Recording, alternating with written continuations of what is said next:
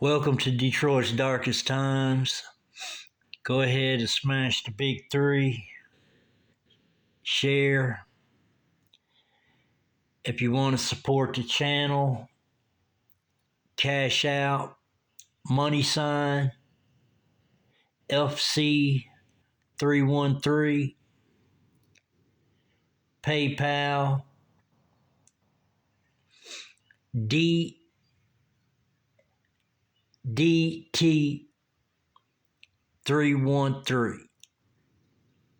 if you want to support the channel.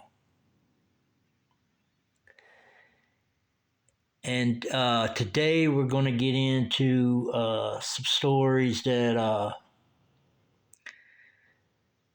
happened in my lifetime. So, this whole channel is about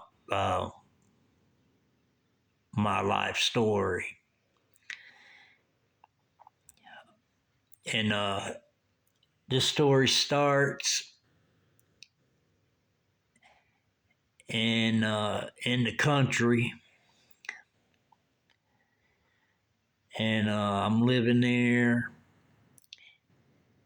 And then I'm close to the mountains, close to Fall Creek Falls in Tennessee. Anyways, I'm living there. I moved over there, found this new house just newly built right at the foot of the mountain. And then, say about a half a mile up at the foot of the mountain, you had the VFW club. We used to go there sometimes, shoot pool, stuff like that. It's a nice little town, country town.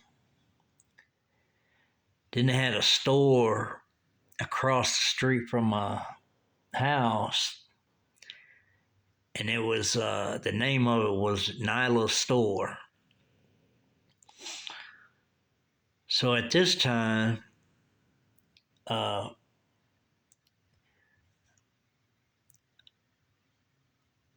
doing some partying and stuff like that.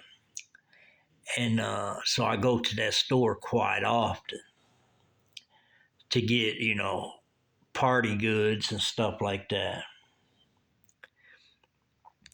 Anyways, while I'm living over there, the guy that and his wife that they run that store, there was a period of time I didn't go in there. And he said, I ain't seen you in a little bit. Where you been? And I said, well, I've been taking care of some other things and money's a little tight. He said, well, check this out. He was like, he didn't say it in them words. That's just the way I talk. But he was like, you want to start you a credit tab over here? And then that way you could come and get what you need and, then you can pay because I know you live right across the street. And I was like, yeah, that sounds good, So that was a good hookup that Nyla's husband gave me. And I appreciate that.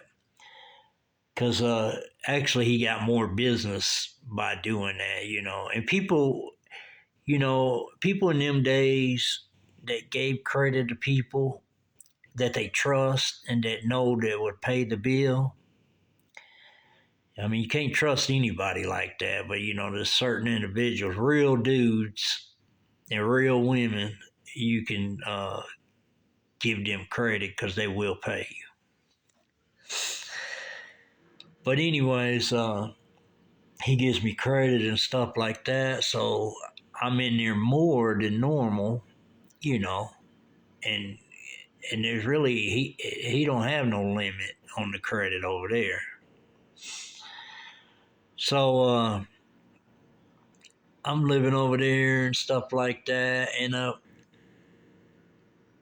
want to touch on a video I did a couple videos back. I did, and I was talking about a situation with my cousin, and I wanted to finish up on that because I didn't quite get finished with that story. Because it happens in this town. And anyways, the story with my cousin is, she supposedly had shot herself and stuff like that. And then her husband supposedly went to jail. Well, he did go to jail that night for DUI. Uh, and then the next day, they get a phone call. Her dad gets a phone call, and I think it's from him, her husband or whatever. But anyway, and I knew him pretty good. I ran around with him a little bit in that town and stuff, but I had met him over there in that town at the VFW club.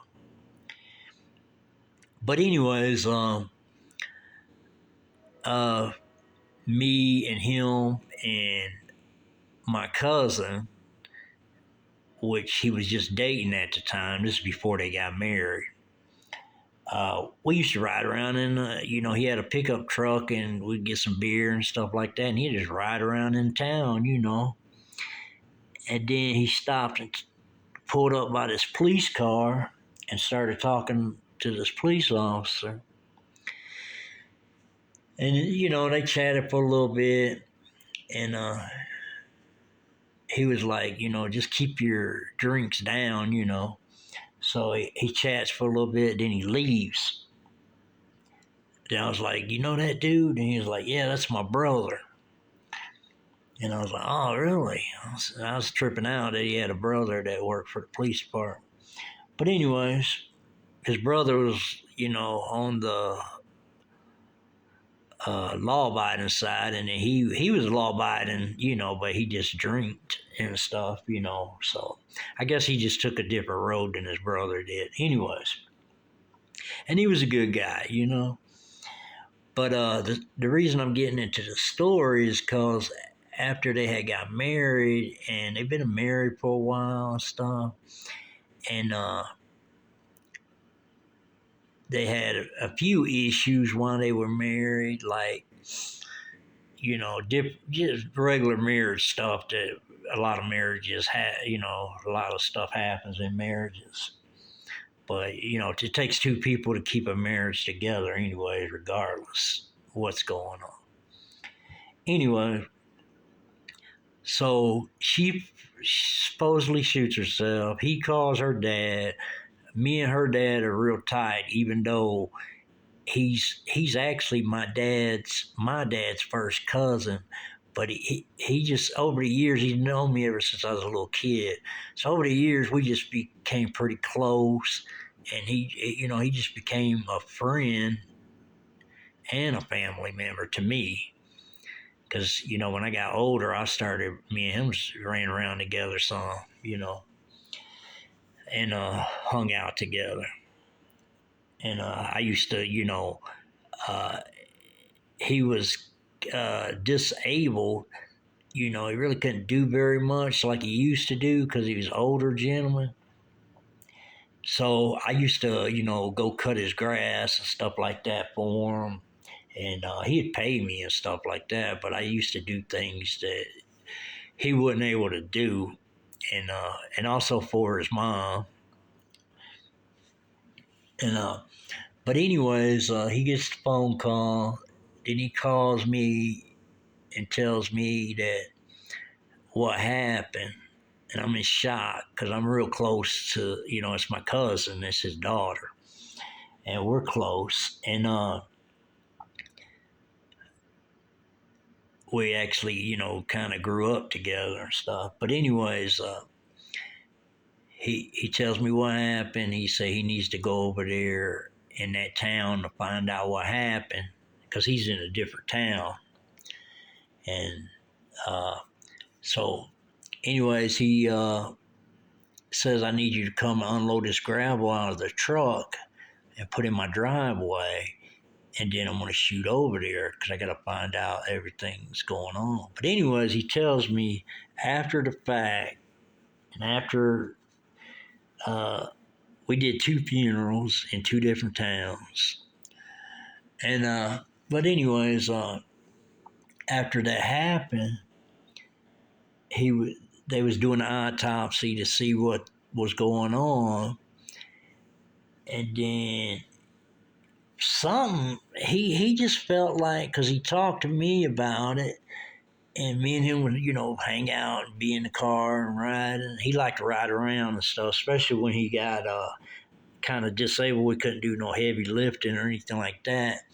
So me and him like rolled all over the place, and then he would talk, tell me what he thought and what he was going on. But anyways, he tells me that he thinks something not right about the story that my cousin's husband is telling him.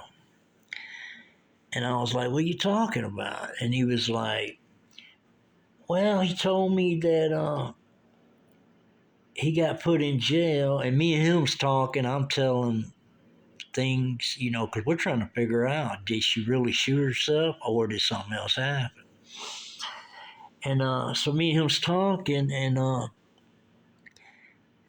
he said, he told me that he got put in jail for DUI that night.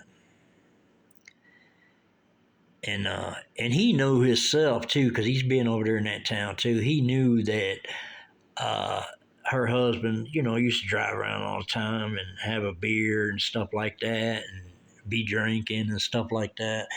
And he never had no issues. And but just so happened the night that she had shot herself, just so happened he gets put in jail in that town for DUI. So he's thinking that's suspicious because he knew the situation over there in that town, and he's telling me this, and then he says, when I went over there to talk to him, he said when he got out of jail. Now, mind you, if he's driving a car and got a DUI, he's got his keys with him.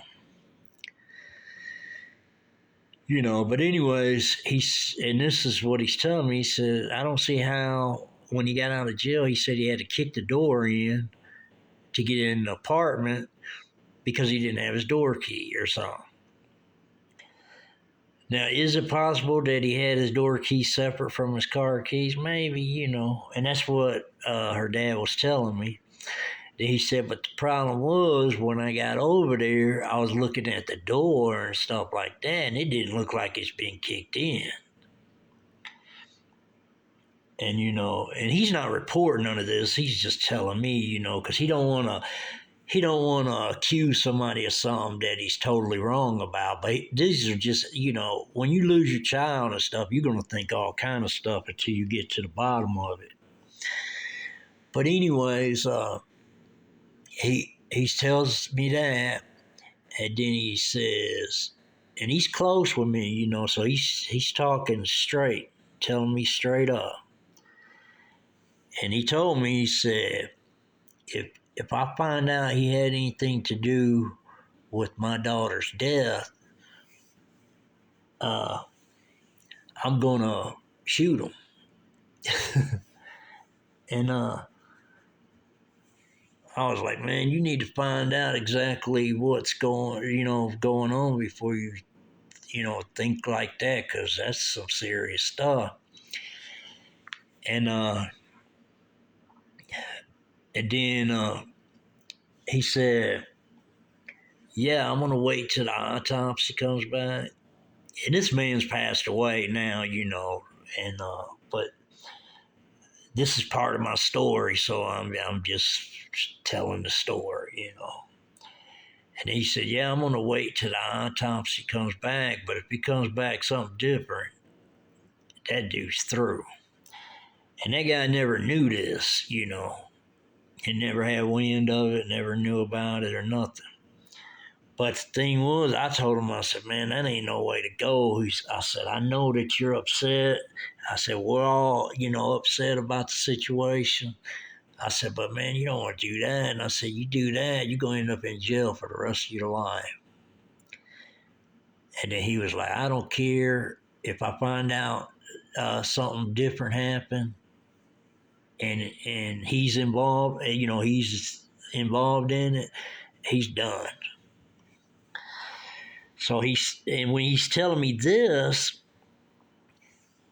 because he's still talking to him after the fact, because this is just stuff he's thinking personally, and he's just sharing it with me. And I doubt he shared it with anybody else, but he might have. I don't know. But anyways, so like I said, I do his grass cutting and stuff like that, and then a lot of times he'll come pick me up and we'll run around, hanging out, whatever. But then he picks me up one day, and then he says, "Hey, well, you want to ride over to this town with me?" And I was like, "Yeah, I'll ride over there." I said, "Wait, what are you going over there for?" He said, "Well, my bearings are going bad. My two front bearings are going bad in my Cutlass, and I'm gonna go over there, and then my daughter's husband's gonna fix it for him." And then I was like, "All right, but there ain't nothing gonna happen, are they?" Because I already know he was telling me this other stuff prior to that. And he was like, "No," but then as we're going across the mountain over to that town, then he tells me, "I'm telling you for real, if I find out something different," he straight up told me he's gonna shoot that dude. So I said, "Man, don't be doing that." I said, it just ain't worth it. And I said, especially if I'm with you, you cannot do nothing like that. You got, because sometimes you can't really tell people what to do, but you don't want to be involved in nothing like that. You know what I mean? So I was like, well, man, I don't know what to tell you. I know that, you're hurting and stuff like that. And he really was hurting. He was real close to his daughter. And I said, but man, that ain't the way to go. And so, all I knew to do was just pray for that dude, and hopefully he made it through, because the whole family was going through some stuff, but he was really serious on, I don't know, he just felt like that guy was lying about the situation. And then he knew, the guy's brother worked at the police department, so he was like, they could have planned that just to make it look like he wasn't around and he was in jail and all that.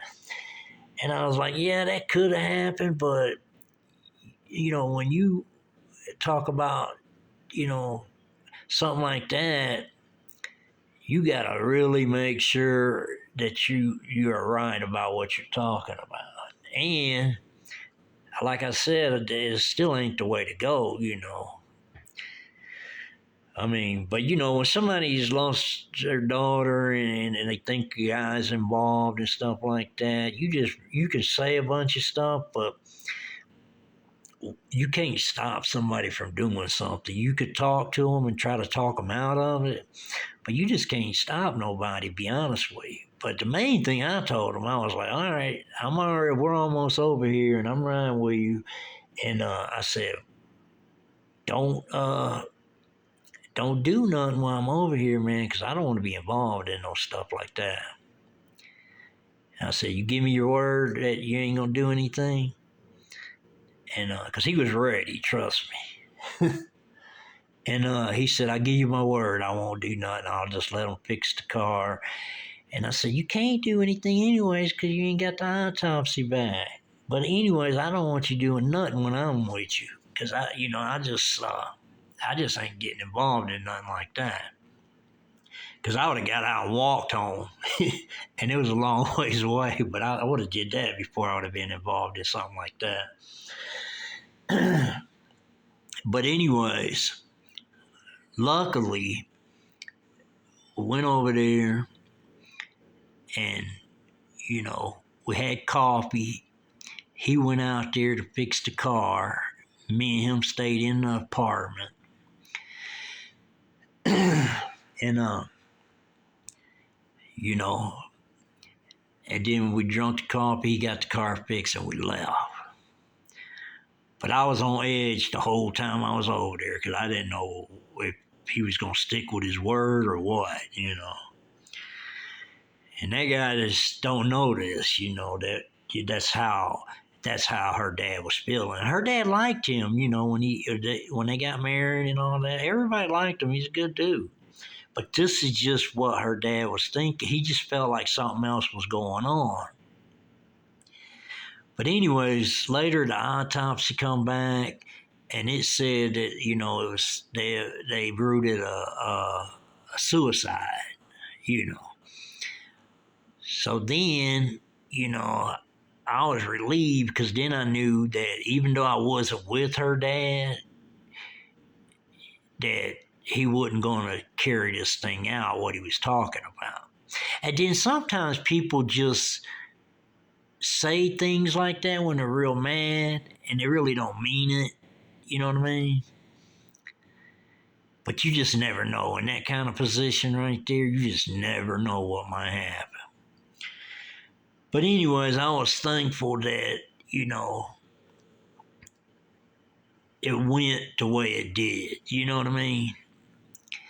And he's no longer here anymore. He has passed away quite some time ago. But this is just me telling my story, and this is just things that's happened in my lifetime. And then, things like that. So it really helps me to talk about things that, I've been around and been through because it kind of relieves some, things off of my chest, you know what I mean? And it's just, kind of like therapy, that kind of helps you out on things like that. Makes you, cope with things a little better. But anyways, that goes on. And then,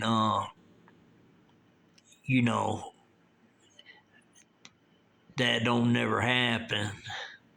But that's just part of that town story. And then, like I said, when I was over there, we lived over there for a while. Then we decided we was gonna, because the lady I was living with, her dad had passed away. And her dad owned a lot of acres of land in a different town. And she was notified by an attorney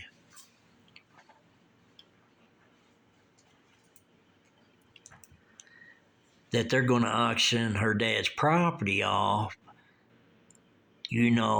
but the way he had his will made, he has to be passed away for 1 year before they do anything with the property. So what had happened is they auctioned off the property. And at this time, the lawyer staying in touch with her and all her siblings, And then at this time, the year passes. So the lawyer calls and says, we sold the property and this is how much money each child gets. And then he said a check could be brought to you by mail, but you'll have to sign for it. So anyways, she knows this is coming. And then we decide we're going to move back to Detroit. So while she's waiting, I think he told her, allow a week or something. And then she was staying in contact with her sister to see if her sister had got hers. And actually her sister had got her check before she got hers. But she knew it was coming, so, she was like, when it comes, we're gonna, get a U-Haul, pack this stuff up. We're gonna and get a trailer, put the car on a trailer, and then move to Detroit. But meanwhile, I'm just,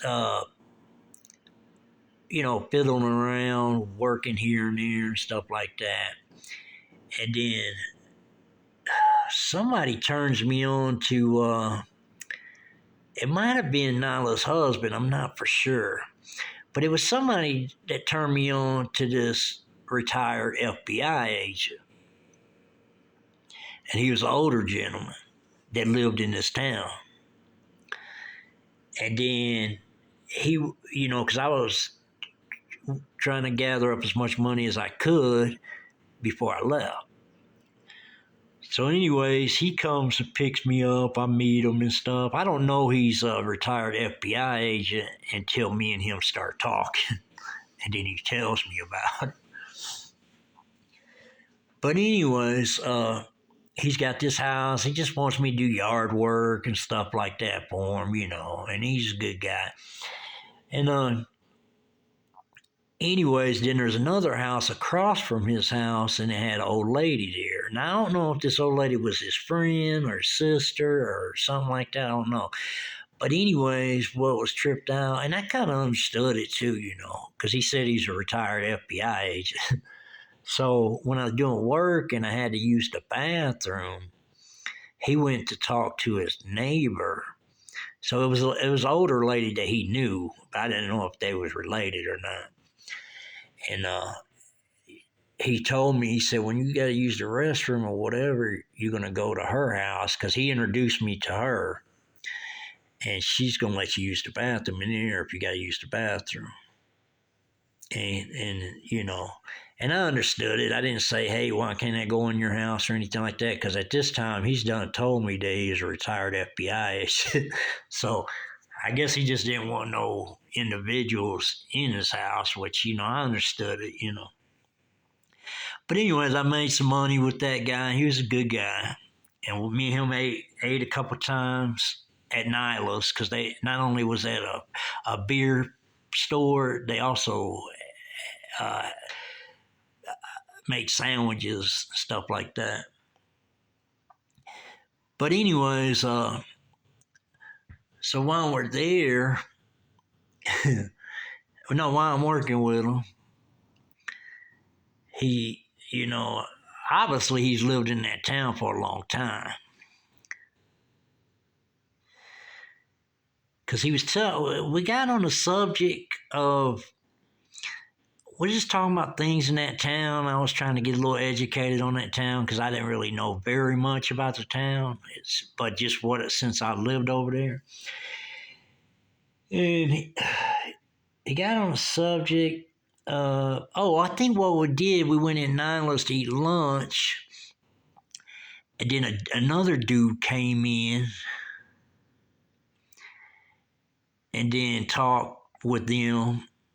And then me and him left, and then he was like, you know who that guy was? And I was like, who? And he was like, that was the ex-mayor of the town, And I was like, really? And he said, yeah, that was the ex-mayor. And he was saying something about he tried to run again or something, and they wouldn't vote him back in for some reason. I forget, we talked, but this is some time back when all this occurred. And he was, discussing, that, and, it wasn't nothing major. He was just telling me who the guy was, and then he was telling me that he tried to run again, and they wouldn't vote him in for some reason. I don't know what the politics was on that or anything like that. But that dude was a cool dude. Nyla and her husband, they were good people. And, things like that. But after I got done working with him, I had left and went to the lady I was living with, got her check, which was I think it was like, it wasn't a lot of money. It was like 30,000 maybe or something like that. But it wasn't a lot. And anyways, she gets the check, and then it's got I want to say the name of the bank was Greenleaf or something. It was like an odd name bank. And and she was like, wonder where that bank's at. So we looked and tried to figure it out, and I think we called, and they said they got one in Chattanooga. So we had to drive to Chattanooga, cash the check, and she didn't want to, put no money in the bank or nothing. She just wanted all cash because she was leaving. So she got all cash, and then she was nervous because she had that much money. So we was going to have a party the last night we was at that house because we was leaving. I think it was the last couple nights. It was like I think it was like 2 nights before we left, or 2, maybe 3 nights. I'm not for sure, but we had a little get together, and it wasn't a whole bunch of people. It was just me, my cousin, her husband, the lady, just 4 or 5 of us, nothing major. But we had a little, get together and stuff like that, and let everybody know we was leaving, stuff like that. And then we called who we needed to call to tell them we was leaving. But anyways, so we get the U-Haul, get a trailer. I put the car on top of the trailer, load up the U-Haul, and then head out to Detroit. Well, in the midst of that, her sister tells her, said, hey, I'm going to have y'all both a job when y'all get here. And I done went and bought 5 cases of Budweiser, and it's in my living room stacked up. So when y'all get here, we're going to have a party, And then she was like, well, that's cool. And she said, but I'm going to get y'all a job. And all I got to know is when do y'all want to start? Because when we got there, we was going to have a big party. And then she asked me, she was like, when do you want to start? And I said, tell her 2 weeks from now. And the reason I said that, because we had to get there, we had to find a house, we had to move in the house, get the lights on, the water on. Then we was going to have that big party. We did that when we got there, though. And we stayed at her place for a little while, and she owned a building. She owned an apartment building on Vernon Highway. And we stayed with her for, I don't know, a few days until we found the house. And while we were staying there, I was talking to her husband. We was on the back porch, and the back of this building had it had several floors, but it had all wood, a porch and staircase in the back. Then he takes me to the back, and he's got a brand new porch all, down the building, through the building. And it used to be, because I've been there before, it used to be all raggedy and old. But anyways, I said, wow, you put a brand new porch and stuff, and stairs? And he was like, yeah. He said, you want to know what happened? I was like, what?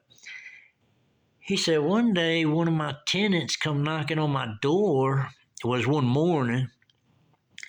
Come knocking on my door and told me that there's a truck in the back of my yard. It had ran through my fence and ran into my porch. And this fence was like an 8-foot fence, and it had barbed wire around the top, And what had happened, this is not unusual, really. In Detroit, a lot of people steal, cars and trucks and stuff at that time. I don't know about today. But somebody had stole a truck and I guess they was done with it, so they ran it through. And I'm not for sure, because he just told me the truck ran through the fence and smashed up the whole back porch, and so they had to have it all redone and a new fence and all that.